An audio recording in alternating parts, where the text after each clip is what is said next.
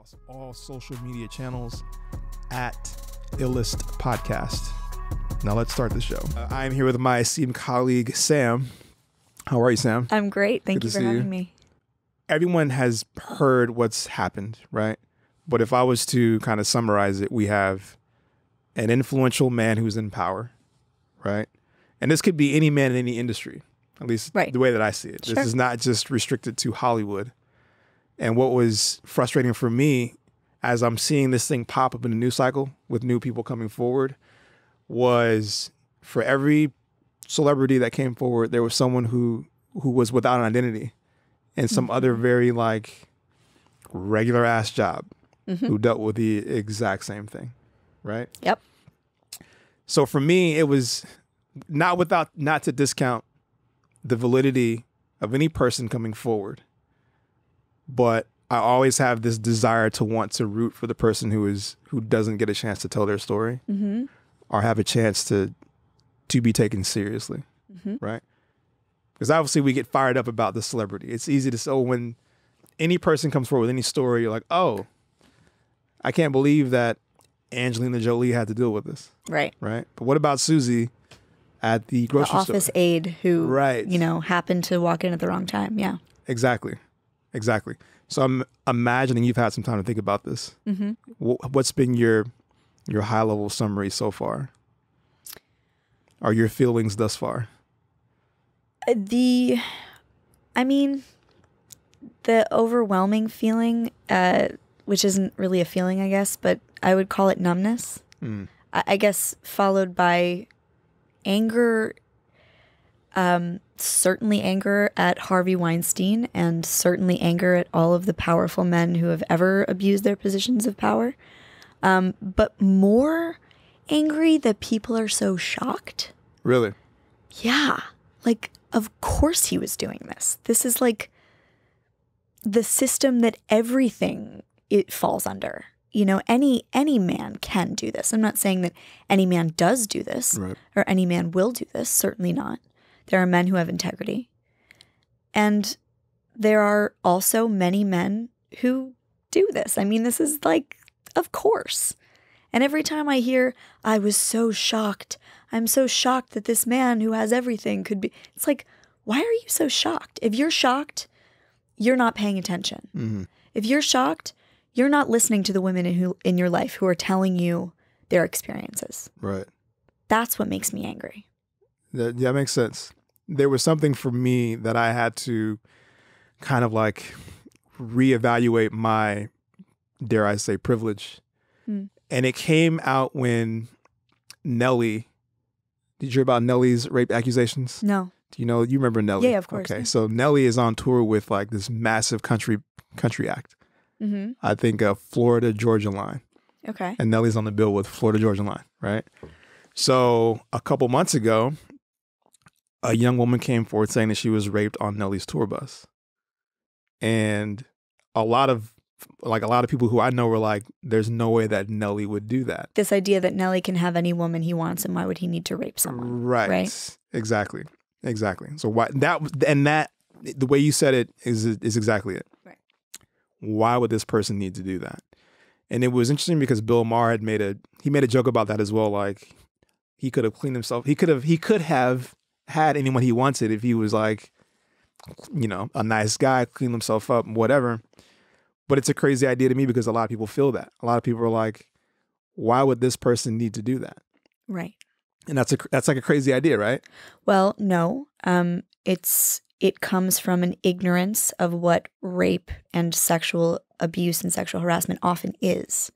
And what it often is, it's very, as far as I understand it, and from what I've read and from what I've talked to people about, it's very often not about sex. It's very often about power. And so men in positions of power like to sort of test the limits of their power. How powerful am I really? Can I do this without getting away with it? Right. It's like a kid. When you're babysitting a kid, they want to see, are you going to let me get the candy? Are you going to, how late can I stay up past my bedtime? Like, they're testing the limits. And so it doesn't surprise me that that powerful men do this often.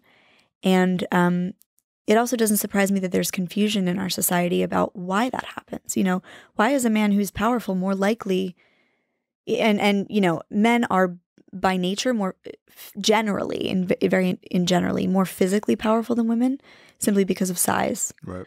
And so this idea that like, why would a man do this? It must be related to sex. It's really very often like a power struggle thing. Maybe they don't feel powerful in their own lives, or maybe they do and they're testing the limits. And so here's this woman who's less powerful than I am, who has less clout, who perhaps nobody's going to believe her. Let's see if I can get away with this. That, as a logical person, it's still hard to wrap my brain around that. Mm-hmm. And like you said, it shouldn't be shocking. And like, if you take a step back, it's not as shocking. Mm-hmm. But I guess my frustration comes in the form of, we knew about these things before. In the same way that you said, this is not new. These things are not new. A lot of the things that have come up are having to do with people who have made these claims before, right? Right. Right? Like, oh yeah, I mentioned this to you years ago when this thing happened, mm-hmm. right? Quentin Tarantino came forward saying, I knew about this. Mm. I knew about this from top to bottom, and I didn't say anything about it. And that must be shocking for, I think, someone who I would assume has some level of integrity, right? Where they're like, sure, yeah. You know what I mean? Like, if you're like, you know, without any scruples, just like, oh, whatever, you know, this is not going to stop what I got going on. Right. But he comes forward and he's just like, damn, like, I knew about this stuff, mm-hmm. and I didn't do enough to combat it, right? And it's a beautiful thing that he is saying that, because, and I'm, you know, obviously I don't condone not speaking out if you're a powerful man. I think that it is the responsibility of other powerful men to call out powerful men who are abusing that power. Right. So it is Quentin Tarantino's responsibility. It is, you know, Jeffrey Katzenberg's responsibility. Of course, all these men knew. Right. You know, and I think there's been a lot of people, a lot of articles written about how it is not the responsibility of the survivor of abuse to come forward. It is the responsibility of the men who see the abuse happening to come forward and be allies for the people who are survivors. And I completely agree with that. And I don't think it's going to happen. Why not? Because Quentin Tarantino has nothing to gain and everything to lose from calling out Harvey Weinstein. And I think that it is unrealistic to expect people who are profiting from a patriarchal system to call out that system. It may be absolutely their responsibility. I do not think it's going to happen. Does that mean that it is the women's, you know, the survivor's responsibility? No. But there are plenty of times in this world where responsibilities go unfulfilled. And I think this is absolutely one of them. That's a tough one, because it makes me think of people in media today who I admire for like falling on the sword, if you will. Mm-hmm. And not to take a turn, but one of those times is when I think about is like Colin Kaepernick, who's not working anymore, mm-hmm. right? And it's made me ask myself, what is actually, like, to what degree are we saying my morals are worth more than this job or this industry or this thing, right? And for me, that's also made it difficult for me to actually like pursue or be involved in music and DJing mm-hmm. because of the misogyny in the music, right? Mm-hmm. So like there are these moments where I'm like, yo, I cannot play this, right? Oh, okay, like the songs themselves. The songs themselves. Okay. Like, for example, The Weeknd. Mm-hmm. People love The Weeknd. Mm-hmm. But I'm the kind of person that will sit and listen, like sit with an album and That's listen really cool. to what the artist is saying. And halfway through it, I'm like, okay, this is banging, but this is some of the most misogynistic shit I've heard in a long time. Right. But The Weeknd, they seem like such nice guys. Like, how can they be misogynistic? Like, are you sure you're not looking too much into this? You know, those are the things that what you just said is brilliant, and I love that. And The Weeknd is not is not a band that is generally thought of when you think about misogyny. No. You know what I mean? But if you're really listening to the lyrics, this stuff is so ingrained in our minds that we can blow right past it. Yeah. Yeah. And you're taking the time and sitting down and listening, and that's what's needed is awareness. It is. And it's tough because, like you said, there's nothing to gain, I think, in someone standing up, right? But it also sucks because I imagine when I tell people like, hey, are you listening to the things are you listening to this? Are you watching this? And sometimes people are like, yo, just don't ruin my fun. Like, I'm having a good time here. Don't fuck this up for me. Just let me enjoy this for what it is. I wonder, and again, like for me, it's like The Weeknd as an artist is someone who is those songs are not made for me. I'm not the target audience. The songs are made for women, yet they're drenched in misogyny, right?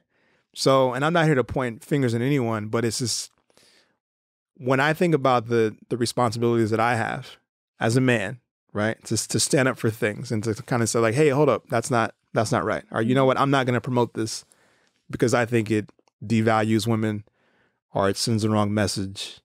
Or just know if you're going to play it, just understand what it is, right? If you're going to listen to it, just know what's happening here. It's hard for me to, on the receiving end, hear someone say like, I still like it, right? It's tough for me to take that because for me, I'm a firm believer of saying like, meet me halfway with what I'm trying to do for you, right?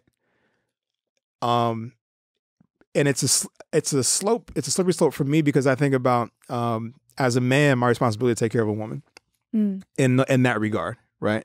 To say, well, look, hold on, to protect, yeah.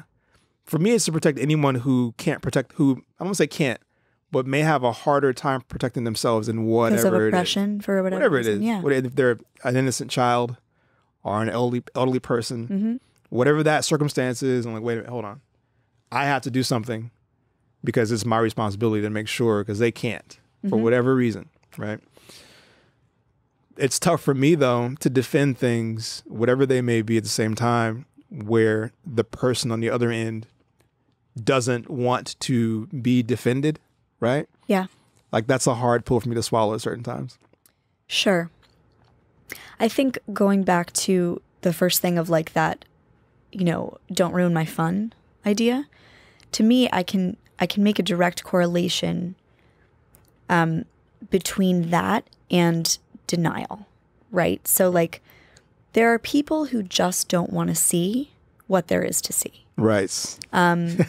Yes. And so there are people who feel maybe that they're put on this planet to help others, to become awake, to learn more about themselves and the world, to analyze and look at the world around them and suss out what's right and what's wrong and become more evolved human beings, right?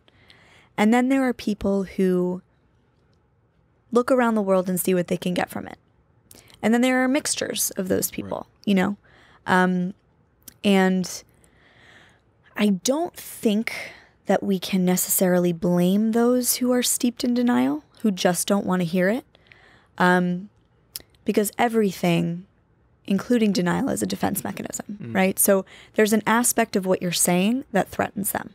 They don't want to think of themselves as a misogynist, but they like The Weeknd, and they don't want to stop liking The Weeknd. Right. You know what? I like The Weeknd. Right. You know, when it comes on the radio, I listen to it. For sure. But if I am in that moment in my car, really aware of what they're saying, and really listening and breathing and checking in with myself, am I still going to like them? Or am I going to change the station? And I think that's what we're missing. You know, I'm not going to tell you what everybody in the world is missing or what everybody in this country is missing or this is what you need to do. But what has helped me personally is the awareness, is really getting clear about what's happening. And I think that, you know, it's so easy to kind of get caught up in the noise and the haste of life, you know, and so easy to make our brains numb and our hearts numb and just kind of give into the fog that comes from constantly looking at our phones and getting in our cars and whatever. And it's a lot easier to be in the denial than it is to be in the discomfort of like really looking at something. Okay. Let me ask you on that note, I want to ask you a lighthearted question. Please, yes. Okay. So we have artists like The Weeknd or any creative outlet. I saw Jerry Seinfeld on Steve Colbert, and they were talking about who inspired them the most in comedy. Mm-hmm. And Jerry Seinfeld said Bill Cosby. Mm. And he explained why. He's like, oh man, those Cosby OPs, I just put them on and this and that. And Colbert said the truth behind what Cosby did doesn't ruin that for you. And Seinfeld was like, not really. And it was like silence. It was a very weird sort of moment for the both of them, right? Now Seinfeld he's never given a fuck, I don't think. I think he's kind of just like, I'm just living my truth. I say what I feel. Mm-hmm. And if you don't like it, then whatever, right? So he's like, yo, I'm not changing for me. And Colbert is trying to convince him that it should, change his opinion, right? And Colbert's like, yeah, I used to listen to those LPs to get me through a very difficult time in my life. And I think he had someone in his close family died. I don't remember who it was, but the Cosby LPs would cheer him up. And they cut to break and they come back and Seinfeld's like, you know what? I changed my mind. It's not the same anymore. I can't listen to it. So for me, I ask people that question when it comes to certain artists, when they know the truth behind what they've done, right? So I'm not sure who we were talking about Chris Brown on the internet, having this debate. And it was like, you get in the Facebook debates and people were like talking about things and Chris Brown came up and people not being able to listen to the music. And I threw up the question, do you turn off Michael Jackson when it comes on the radio? Knowing like his history of pedophilia, right? So without getting into the debate of like, did he do it or to what degree it was done? There's some truth to that, right? And I ask people like, can you turn off Billie Jean when it comes on? Like when Halloween comes, you're gonna not play Thriller? You know what I mean? Like to what degree does the creation transcend what someone's done? That's a really good question. It's a question that's been asked probably in countless podcasts, and it's always valuable to talk about. What about for you? Specifically for you, though. Specifically for me. Yeah. Not for the rest of the world. And we're not here to like judge anyone, because my whole thing is if someone's like, look, I just love it, I can't change their mind on that. I will say, okay, well, that's fine, because I get it. I still play the music too. It's hard to not, right? Just like we talked about The Weeknd. But for you, are there any moments in your consumption of art or commerce or anything where you're like, I can't support this because I know where it's come from? Yes. I'll say this. I don't watch Woody Allen movies anymore. Really? Yeah. I want to say something about this because I think it's such a good question. The art that these men have made is perhaps fantastic, legendary art, right? Mm-hmm. And if we were really awake to what it means to sexually abuse someone, I don't think that we would be able to continue to consume it. Mm. Now, if you want me to, I'm going to get like a little dark here. It's fine. And if you want it, like, if you don't like it, take it out. No, it's all good. Let's dissect this, right? A woman goes into a man's room, and perhaps the lighting is a little bit darker than she had expected. And there's a candle right by the bed. She doesn't know why there's a candle because she wasn't even expecting to be here. So she's confused. She's caught off guard, right? All of a sudden, out of nowhere, she's pressed up against a wall. There's an enormous amount of weight on her, and somebody is slobbering on her face, and they're touching her in places that she doesn't want to be touched. And this all happens in the span of maybe 3 seconds. Her body then goes into survival mode, which is called fight or flight mode. Her nervous system starts firing up. Her brain becomes foggy. Her heart starts pounding. Her legs maybe go weak. Her body is preparing for this encounter the way our ancestors may have prepared to be eaten by a lion. Our bodies are literally producing the same physiological reaction as our ancestors' bodies did when they were being chased by a predator. So she can't really think or do anything with that kind of physiological response happening in her body. All of a sudden, she's on the bed. She doesn't know how that happened. He's got so much weight on her. Maybe she feels uncomfortable saying no, or maybe she's screaming no. Either way, she's in a complete and total panic. This is the worst moment of her entire life. All of her power has been stripped away. Maybe she's reminded of a previous time she's been assaulted. Maybe candle wax drips onto her eye, but he doesn't care. Maybe he's pulling her hair and she's telling him that it hurts, but he doesn't stop.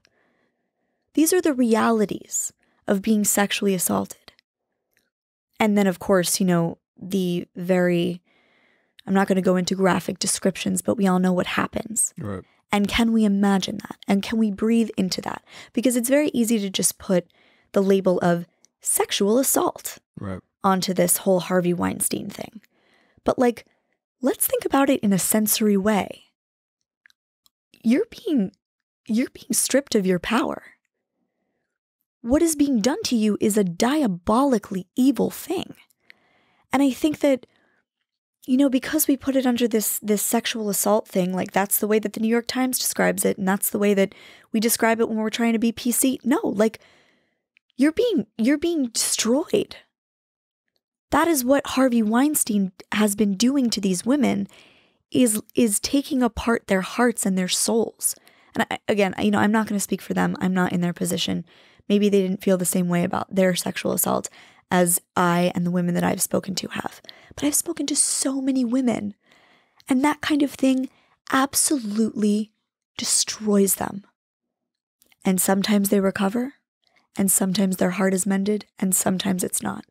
And sometimes they continue down a path that is destructive, and sometimes they rise above it. But no woman should ever have to be placed in that position. And so when I get really real with what it is that Woody Allen and Roman Polanski and, Chris Brown and now Nelly and, Harvey Weinstein all did, no, I cannot watch their movies anymore. They've taken someone's soul so that they could have a power trip. In no way is that the type of art that I want to endorse, So I think I'm so glad that you asked that question. I don't think a lot of people think about it in those terms. Yeah. Because I think it's not something that I think people are necessarily privy to in that detail, in that way. Right. Right. So it does take someone to help you understand it at that level to empathize with it even more. Right. Yeah, sure. I remember years ago, I was DJing a party, and I wasn't DJing at the moment, but I was scheduled to play a party. And it was usual, it was nightclub, right? So it's just music, alcohol, people partying, et cetera, and I see this girl who looks like she'd been drugged, kind of just stumbling around. And there was this guy who was trying to remove her from the club, right? He was trying to take her home. And as I'm just observing, looking at the dynamic, I'm like, she doesn't know this guy. Mm-hmm. And he looks like he has some unsavory sort of, intentions. Mm. So I walk up to the both of them, and I kind of wait for a moment to ask her, hey, are you okay? Hey, do you know what's going on? Mm-hmm. Are you aware of any of this? She's just not there, right? So I turn to the guy and I'm like, hey man, I don't think she wants to leave with you. And he's like, no, it's fine. She's fine. So I ask her, do you want to leave with this person? And she still can't respond. Wow. Right. So I asked her, would you feel safer staying here with me or leaving with him? I'm trying to frame this in a way that we'll get her to not leave, and for him to comprehend that this is not going to happen, right? Without making a scene, without because some situations require some level of finesse. If you're going to actually put yourself in a situation, and this is like, I guess my advice to people is like, and I'm going to ask you the question as well. If you're going to choose to stand up for something, just understand that there's going to be some repercussions to that, right? Sure. So that's why it's so hard. That is why it's hard, yeah. And I'll like to deep dive into that. But I'm like, okay, knowing that I'm about to confront this person who I don't know, who could flip, who could, stab me or some weird shit. I just don't want to make it an issue, but I need to separate the two of them. So I'm just thinking, what can I ask her that's going to, make him back off and go away? So I'm like, do you want to stay here with me or do you want to leave with him? And she just like falls on my chest. And I'm like, sorry, bro. Like, not tonight. So he just walks off. And I'm like, all right, well, let's find your friends and let's get you home. So we're just walking around. We eventually find her friends. And I told them what happened. And this came up because I was thinking about when these things come up, I always ask myself, like, okay, well, what can I do? Or how do I make myself aware of things moving forward? Because sometimes you either are not aware of these things or you may live in a sense of denial or you may be afraid. So I had to go back and say like, okay, am I prepped to confront these things when they come up? Because they will, right? They definitely will come up again. And I want to be prepared to deal with it, right? If I have to kind of do something and it results in a situation getting escalated or not going smooth or getting fired or getting whatever it is knowing that like, well, I did what was right. And being okay with it, right? So how do you think people should prepare themselves or even be able to stand up for these things across the board? This could include like actual confrontations of someone on the verge of getting assaulted. This could be things in the workplace that are verbal, right? Because it comes in layers. We put it under the assault umbrella, but there's always ways that we can stand up and do something. It could be as simple as like people who are catcalling or, unsavory comments in the workplace. What can people do to have that confidence to actually say something? Amazing. I'm so glad that we're talking about this. This is so good because it is uncomfortable, right? Like we live in a society where it's like not really comfortable to call people out. Confront people, yeah. Yeah. And you don't want to be thought of as like the uncool guy or like, why are you being such a feminist today, dude? Or like, like whatever, like, why are you so uptight? Right. So the first thing I'll say is it is hard. It is definitely hard, and definitely be prepared to be shut down. That's a lot of the times why we don't stand up for things is because we don't want to cause a problem or, we don't want to be shut down in any way. We're avoiding humiliation. We're avoiding the embarrassment. And so I really like the way that you handled it, which was very calmly. And it really, the way that you described that you handled it really wasn't about you. It really wasn't about the ego of, I'm Superman coming to save this girl. It was really about like asking her questions, right? So asking questions can be an amazing tool. And they can be asked in such a calm way, just the way that you did it. Rephrase the question. If somebody is too drugged out to answer a question, they are not in a position legally where they are able to give consent. So what you did was great. Like you really, you needed something from her to get the other guy to see rather than just dragging her away from him. Right. And so you finessed it in a way that was like she was giving an answer, even though she couldn't give a verbal answer. Right. And you helped her find her friends. Everything that you described was fantastic. Workplace stuff is a little bit different. And I know that you were describing you were DJing. The man wasn't your coworker. No. So it might be a little bit trickier when it's a coworker. And so I suggest, if somebody's saying something that's misogynistic or racist or anything, anything that oppresses another group, transphobic, homophobic, I would just look at that person and be like, I'm really not cool with what you just said. That was a kind of a creepy thing you just said, or like that made me really uncomfortable. and I really highly recommend not getting angry. Like, can you speak your truth in a way that is unemotional? Not that I think that we should suppress our emotions, but I think especially in the workplace, it can be a lot more useful to say something minus the emotion. You know, the workplace is the place to hold back on the emotions. Right. You know, maybe in close friendships, close relationships, maybe not. But in the workplace, absolutely. And so I would say calmly question it, calmly confront it. If you're not ready to do that, you're not ready to do that. You know, nothing I say or you say or anybody says can really convince a person who's not ready to stand up for their beliefs to stand up for their beliefs. Of course. And I think it takes a certain amount of maturity to understand the bright side of standing up for your beliefs, right? Because like, what's the downside of standing up for your beliefs? You could get fired, you could get ostracized, you could have an awkward relationship with that coworker. But what's the bright side? You know, we're always so focused on the downside, but like the bright side is a general sense of integrity if you're doing it for the right reasons. Right. You know, if you're doing it to seem like woke, it's just like you know inside of yourself that you're doing it out of an egotistical reason. Right. You know, I'm trying to stand up for the women so that the women will know and then they'll get laid. You know what I mean? For sure. But if you're doing it because you've experienced that it's wrong, then you will sleep easier at night. Like you will feel love for yourself. You will be proud of yourself. You will feel a sense of integrity that will be carried with you throughout everything you do.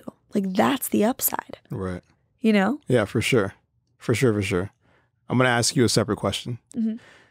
And the reason why I ask this question is because when I think about people, some of the like people like Harvey Weinstein who develop a pattern of, I don't want to just use the word abuse because it ranges a spectrum, but people who are like serial whatever, that's just their jam, right? They default to doing that all the time, right? So you have people who go across the spectrum of their level of how much they will abuse their power. And I think about these things in terms of how do we absolve this in the long term? It's always a question for me with anything, right? These things have been going on forever. It's not really necessarily new. It's not new to our society. But this debate was sparked online that I was engaged in a couple of days ago with my friend Nathan Martell. So shout out to Nathan and his hot takes on the internet. But he had posted something on the internet about like pornography, right? And Americans' consumption of pornography, right? And he'll just post some shit and all of his friends will just dogpile onto it. I'm like, oh, this is hot, right? And one of the first responses had to do with legalized prostitution. And this came from a female, right? So I'm trying not to get too wound up in this discussion. You know, you can get lost in those and like reading the comments, people's like responses to these things. But for me, I had to say something. And I was just like, you know, people can make their own choices. And I feel like some people may be equipped for that sort of thing, this idea of this transaction. But to me, it just tied into the idea of how far that we as human beings have objectified ourselves and each other, right? This idea of people not really being human beings, but just being an object or a thing in our device, something you can swipe left or right, something you can like, right? Objectifying yourself in ways where like, oh, I'm receiving feedback for over-sexualizing myself. And what does that mean? Right? And I was just like, look, I just can't get down with the idea of anything that endorses a human being being an object, right? On both ends.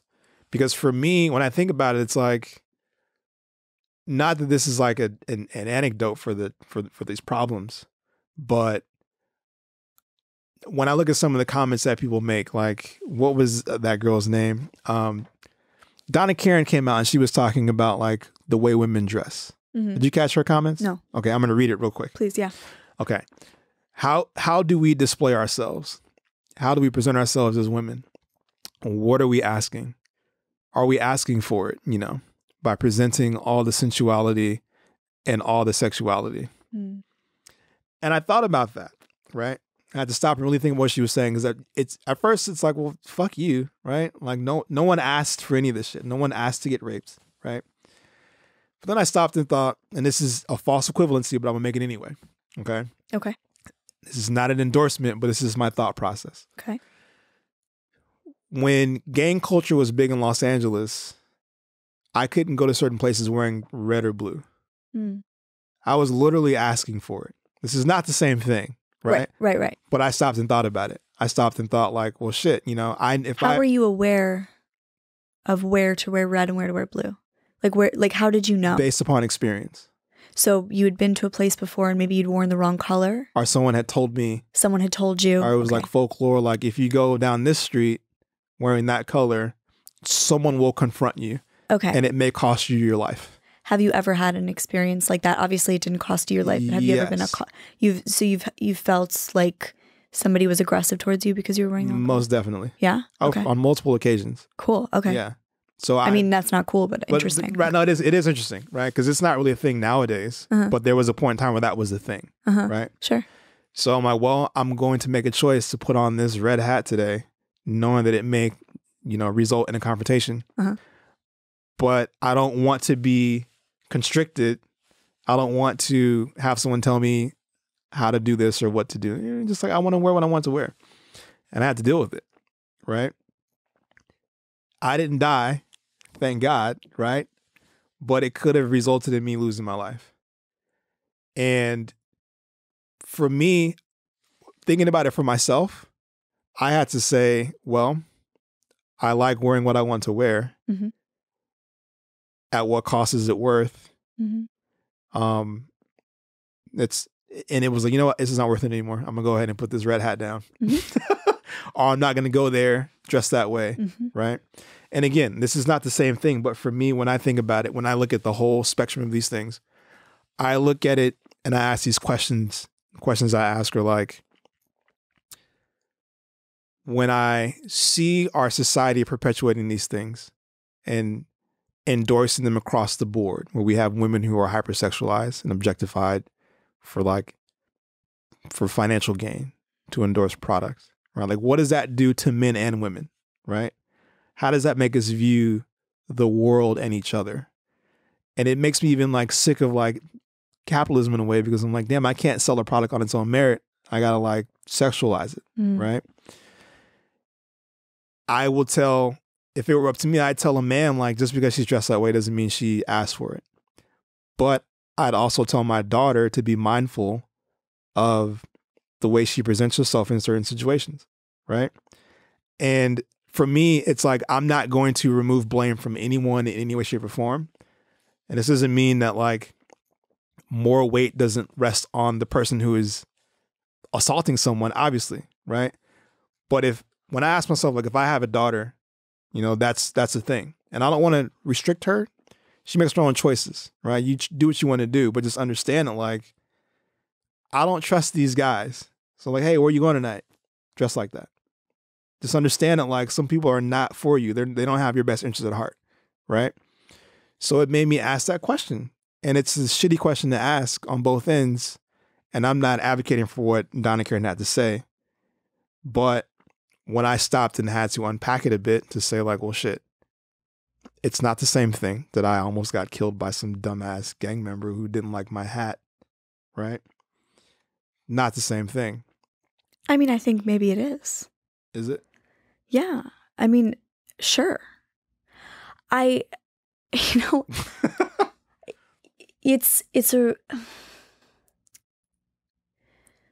I want to say about that is a couple things. The first thing is that I want to just bring it back to talking about what these men who are, maybe a man approaches a woman because of the way she's dressed. Maybe he rapes her. Maybe he just says stuff. Right. Maybe he is totally respectful and goes away. Or maybe, he abuses her, right? In some way, shape, or form. I want to bring the focus back to like what the man is actually doing, which is if it's an abuse situation or like an assault situation, he is actually physically imposing his body onto her body in the same way that a gang member might literally kill you if you are wearing the wrong color hat. Like that behavior is so normalized in our culture. But like, if you really think about it, that is fucking absurd. Right. Like, these people are insane. Like, this is so normal and so many people do it and it has become so accepted. And it's like, it's become so accepted that we're not even looking at how fucking crazy it is. Mm-hmm. In no civilized human being would there be any compulsion to force yourself on another human being in any way. Even in conversation with somebody, I don't want to force myself on them. Right. I am a person who has developed healthy boundaries. I know what I want and what I don't want. I know how to protect others and how to protect myself. I don't even want to force myself on another person in conversation. Like, that is because of healthy boundaries. These people, these men who are hurting these women are breaking and crossing a sacred boundary that, I mean, it just blows my mind how, like, we don't even pay attention to what they're doing. We're just like, well, boys will be boys. It's going to happen. And it's like, no. Is it okay for a gang member to kill you because you maybe unknowingly or maybe knowingly walk into the wrong place with a red hat on? That's fucking crazy. They need to get their shit together. Like, get your fucking shit together. Go to therapy. Like, this is not right. This is not okay. And absolutely warn your daughter. You know, I don't want you going dressed like that. Absolutely. Is it a shitty thing to have to tell your kid? Sure. Why is it shitty? Because inside me and inside some of the women that I've spoken to, there is a very strong and beautiful sexual impulse. And we don't talk about women's sexual impulse because it's not kosher to talk about. But we want to be viewed as beautiful. I mean, I'm not going to speak for all women, but I'm going to speak for myself. And I'm going to speak for a lot of the women that I've spoken to. We want to express our sexuality. We want to feel sexy. We don't want to be degraded. Right. But we want to feel sexy. We want to feel beautiful. We want to feel like people are looking at us maybe. Or maybe not. We want to feel like they're looking at us in a way that honors us. That is a completely normal and healthy female impulse. And so if we go out dressed and we feel that the clothes we're wearing accents our body in ways that make us feel beautiful and sexy, and maybe we want some attention, that does not mean that we want a penis inside of us when we're not asking for it. Right. Wanting to be looked at and admired and seen as beautiful is a completely different impulse than wanting sex. In a woman, in me. Again, I'm not going to speak for other women. I don't know what other women feel. I know that me and the women that I've spoken to have expressed this deep, overwhelming desire to like express that because we never get to, because God forbid we do, we get catcalled or we get raped or we get called a slut. I mean, some of the most beautiful experiences in my life have been sexual. And to force an entire gender of people to forego those experiences because of the dangers that might befall them if they decide to express that, that's so fucking sad. That's so sad. It is. And so, I mean, it's a fucking flawed world and yeah, and all of that. But this is maybe another perspective on like, you know, maybe it's helpful for some men to hear that a woman wanting to feel beautiful and sexy is different than a woman wanting to have sex. I think that is exactly it. Yeah. That is exactly it. And I think that's a lesson that parents can teach their young men. Yeah. Because I think we don't have I don't remember any discussions from my parents or anyone's parents for that matter that helped them comprehend the emotional motivations of the opposite sex. Right? So for me, if I told a young man like, hey, a woman wants to feel this way, that may have nothing to do with you, right? Well, I don't know if it's necessarily even helpful to tell a young boy or, you know, a young man what a woman feels. I wonder if it's maybe just more helpful to say like, this doesn't always mean that they feel this. You know what I mean? Because I think it's dangerous to sometimes, like if I were to tell my daughter like, a guy always just wants to have sex with you, Of course. you know, then that will probably be damaging to her and to any men that she dates, you know? Right. But to say, like, you know, a man isn't always looking for a relationship. He isn't always looking out for your heart. Right. So be wary. Of That, course. I think it would be fantastic. Yeah. Yeah. You've put it very well. We don't ever want to put anyone in black or whites, but there are things that I may not understand about a woman, and this also changes with age, right? So this conversation morphs as we get older. Sure. The things that we desire on either end of the spectrum may change. There's some things that we share. So like you said, it's dangerous to speak for all men or women, but there's some things that we share collectively. Sure. And it's okay, right? Obviously, you want children and adults to not put people in a box. But the reason why I think it's so important is because we live in an age where these images are in front of us all the time. And I always worry about young people. My worry usually rests on my kids who are adolescents, who are experiencing these things, learning about their bodies, learning about relationships and things like that, right? And if there's no one to coach them through these things, then they're forced to figure it out themselves on both sides of the spectrum, right? So at a certain point, I learned, like there may be a moment where a woman wants to just feel sexy. There's an expression there, right? I think I framed it in my own head like, look, if a woman wants to do any number of things that make her feel a certain way, that's really her prerogative, right? And it has nothing to do with anything else but her wanting to do that, right? And I'm like, more power to you. We should at least celebrate that, right? Like, yes. Like my joke is always, it's not the same thing, but I have this running joke. Like if someone does something wild, I'm like, yo, wave that freak flag. You know what I mean? Yeah. Pull it out and fucking wave it. And we should applaud you for that. Absolutely. I do worry about. Because we all have a freak flag. Yeah, exactly. Right. We all have it. one. We do.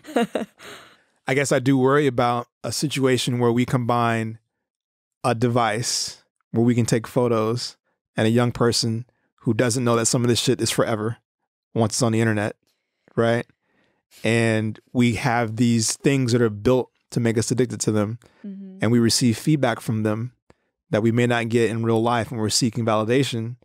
And if I do something that is salacious or hypersexualized, that may not reflect how they feel. It may just be like, I'm seeking validation, right? This is how I get it. I just worry about that, right? So for me, I don't want a young man to see that as an invitation. I don't want them to perceive that in anything more than it's not, right?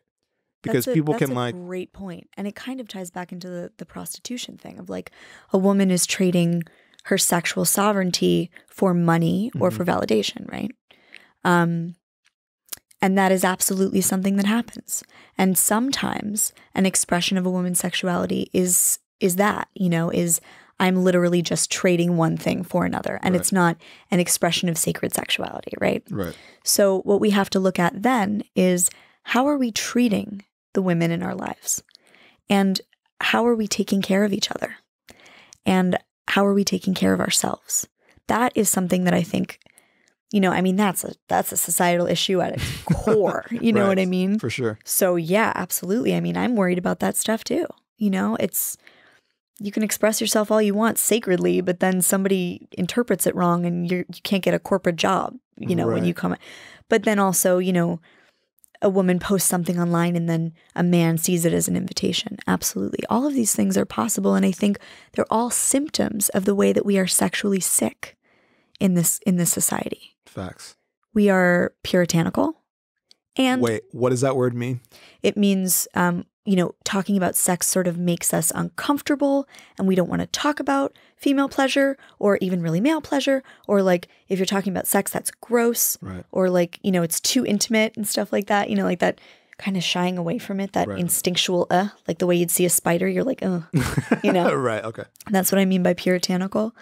And at the same time, we are completely in the business of objectifying sex.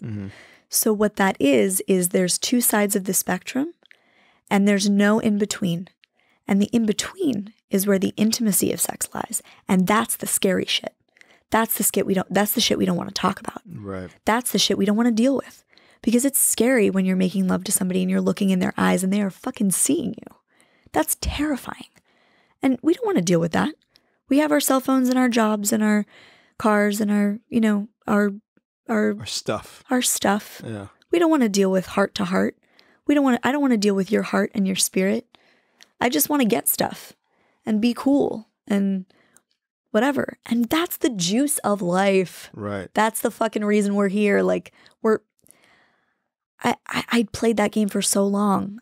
And in some ways I'm still playing it. But when I let go in those moments and I'm able to live in the intimacy, the middle part, fuck, it's good. It's so good. I'm not just talking about sex. I'm talking about in general in life. Like, so you wrote an article about that. Yeah. Right? Yeah. And I was so compelled by it because I've over the past year and some change, I found myself like deep diving into that emotional space. Right? Cool. So is there anything that you would suggest to someone? Because to me, I think when we do dive into that, a lot of the bullshit that we would do to each other really just melts away. Mm-hmm. Because you don't want to hurt someone when you're operating in that space. You're like, why would I want to do that?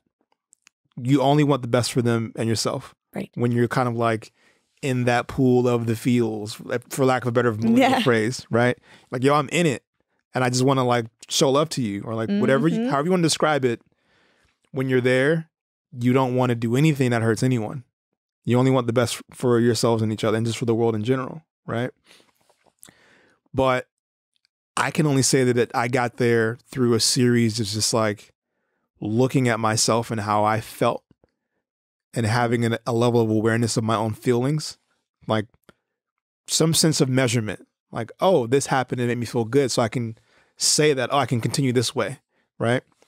For someone who is not that acutely aware of their own feelings or how they respond to things, how would you suggest someone kind of reach their own enlightenment? Because it sounds like a long path. It can be. And I don't know how to get to enlightenment, but I know how to get more in touch with yourself. And the first thing I'll say is breath. Breath is one of the only systems in our body that is both conscious and unconscious. And so what that tells me, and I learned this, I didn't like figure this out, but it was really cool to me when I learned it, which was that since it's both conscious, we can choose to take a deep breath, and unconscious, I don't have to think about breathing. Right. My body will just take in oxygen no matter what I do. It is the thing that connects our subconscious, our feelings, our heart, with our conscious, our mind, our thoughts. Mm. So it's the ultimate way to get in touch with what you're feeling. And it is the first step. So you take a deep breath in. You can do this at any point in your day, right? Right. You breathe in, just very briefly check in with yourself. Right now I'm kind of hungry, slightly anxious, pretty happy. My throat feels a little sore. You could check in physically, vocally. Right.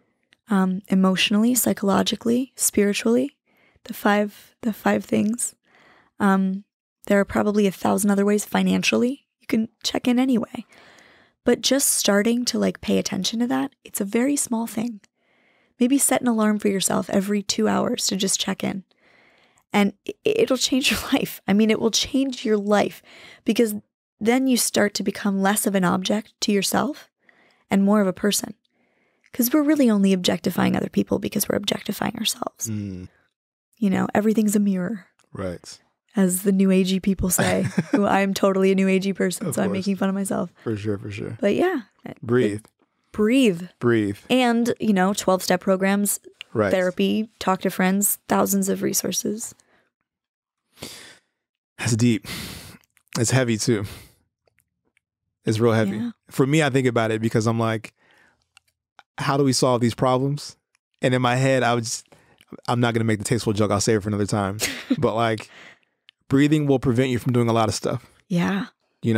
Like taking a moment to check in with yourself. And it will allow you to do a lot of stuff too. That too. Mm-hmm. Yeah. Yeah. It will set you on the right path if you have a moment to just like 3 pauses. I wrote down that somewhere like on a notepad, like just 3 pauses, just 3 breaths, and you'll choose correctly. Uh-huh.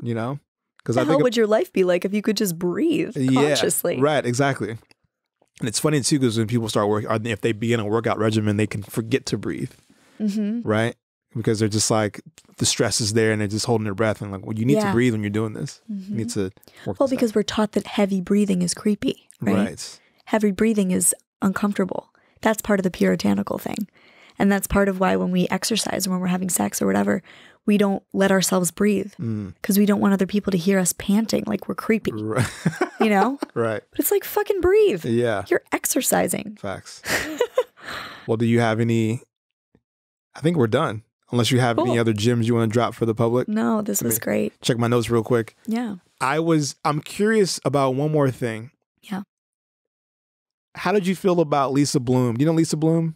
Lisa Bloom is Weinstein's attorney. Oh, yeah. And she talked about how she was mentoring him or something like that. Yeah. I was curious about that because one of the things to maybe draw a parallel is women coming in defense for other women. And for me, I think about it as a Black person, and there's this innate desire to want to come to the defense of any minority. Sure. Right? Like, I got your back because we're part of the same struggle. And that is, for me, it's anyone who has some sort of plight they're dealing with across the spectrum, right? Women, short people, tall people, like, man, it's really rough being a tall guy, isn't it? You know what I mean? Whatever it is, I'm like, I got your back, fam. Let's fight together. Yeah. But I found myself, and this may be an LA thing, but I found myself not feeling that support reciprocated by Black people, right? There were these instances where I'm like, we should be looking out for each other, yet we are not. Considering all the shit we have to deal with, we should be on the same page, working towards the same goal. And that's not against anyone else. It's just not to hurt each other, not to like, for me to try and get over on you and vice versa. So when Lisa Bloom came to the defense of Weinstein, I'm like, ooh, that's a tough spot. Everyone deserves a defense, I think. But, you know, I was curious for me that she would choose that role. I'm like, are you like, what is that? I mean, what is that? Who the hell knows? Some of these people are just soulless. You know what I mean? Maybe she's trying to save her job. She probably knew in some capacity. Maybe he didn't tell her about his conquests, but maybe she spotted an actress coming in, walking out upset from his office and just figured it out. Well, she had a book deal that got done by him. Sure. Right? Yeah. So there was that piece of it. Yeah. And she later came out saying, like, oh, I really screwed the pooch on this one. This was a bad choice, you know? Yeah. I don't really listen to anything that anybody is standing up for Harvey Weinstein says. The guy needs like a 12-step program, some serious therapy, and to like be separated from all women. Right. He's a monster. Remember, like, I want people listening. I know you remember because it's awesome that you're talking about this in your podcast. But I want people who listen to remember what he actually did. Remember the candle wax. Remember the hair. You know, create your own adventure. You know, go sensorially into the world of a sexual abuse survivor and see what it really feels like. You know, make your own story up. But like, I mean, it's just, yeah, Lisa Bloom. I mean, I'm not really even going to pay attention to anything that she's saying. It's not part of the conversation to think about, you know, a woman mentoring this person. This person needs serious help. Right. This person needs serious psychological help. This person should not be seen as a person fit to live in society. Okay. One more question. Sure. As you continue this enlightened journey. I'm definitely not enlightened, but I'm trying to be more aware. It is definitely a journey, right? We all, if we're on that path, we seek enlightenment, right? We seek to just know more and just operate in a better space. How do we deal with people like this in society? Meaning, is this something that we punish? Is punishment a thing? For people who are not vibrating in the space, I'll translate it as, what is an appropriate punishment for someone like this? For someone like Lisa Bloom or Harvey Weinstein? Harvey Weinstein. Or is it even appropriate? If you can answer, if you can summarize an answer, go for it. But if not, we'll save it for next time. I don't know. I mean, that I kind of don't really believe in like, see, it's really hard to say. I mean, there's one part of me that's like, cut his balls off. You know, I'm just kidding. I do not really advocate for that. But there's another part of me that's like, this is a person who needs to be rehabilitated. Right. This is a person who needs like to literally be separated from women and his position of power, right? So like he needs to be taken down.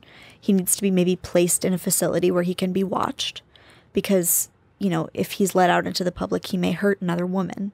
You know, you may think, or listeners may think that I'm being a little bit over the top or reactive or dramatic, but like, let's remember, he has done this to so many women. Like, and even if he had just done it to one woman, it's a monstrous thing to do. So, rehabilitation, absolutely, and separation from the people he's hurt, and from all women, really. And I do believe that like people can get better if they're given the opportunity.